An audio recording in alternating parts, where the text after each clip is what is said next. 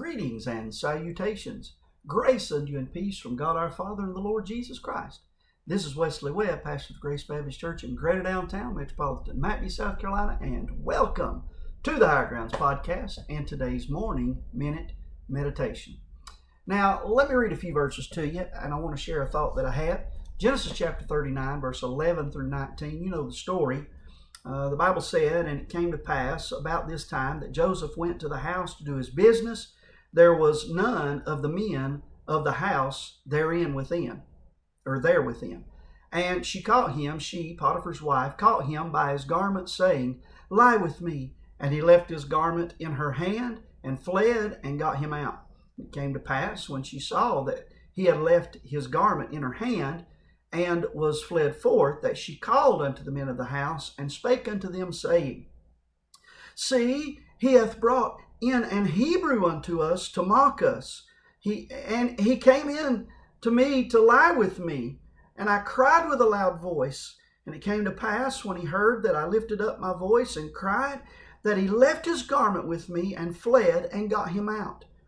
And she laid up his garment by her until his Lord came home.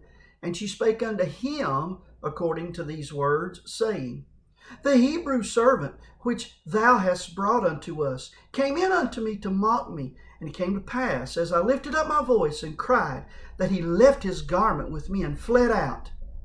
And it came to pass, when his master heard the words of his wife, which she spake unto him, saying, After this manner did thy servant to me, that his wrath was kindled.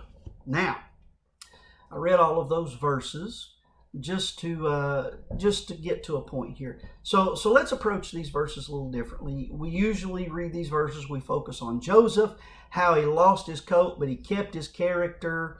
But let's think about Potiphar's wife for a second.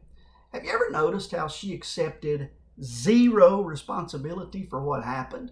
She blamed everyone else in the story for what happened, while taking zero blame or responsibility herself. For example, she blamed all the servants of the house in verse number 11. None of them were in the house. Verse number 14, she cried with a loud voice. If you fellas had been in here, you'd have heard me cry out. And you could have put a stop to all that.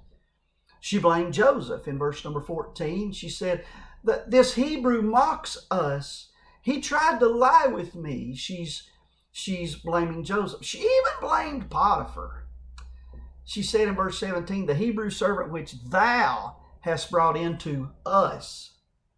Now, it's not that I expect her to accept any responsibility as much as I just notice that she's playing the blame game. She's blaming everyone else but herself for what has happened. This is 2022. Sounds familiar still, doesn't it? Anyway, so let me ask you a question.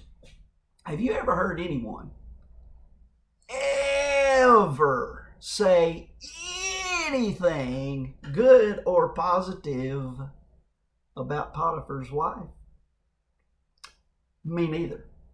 Suffice it to say, no one likes anyone who plays the blame game. I don't have any use for them, do you?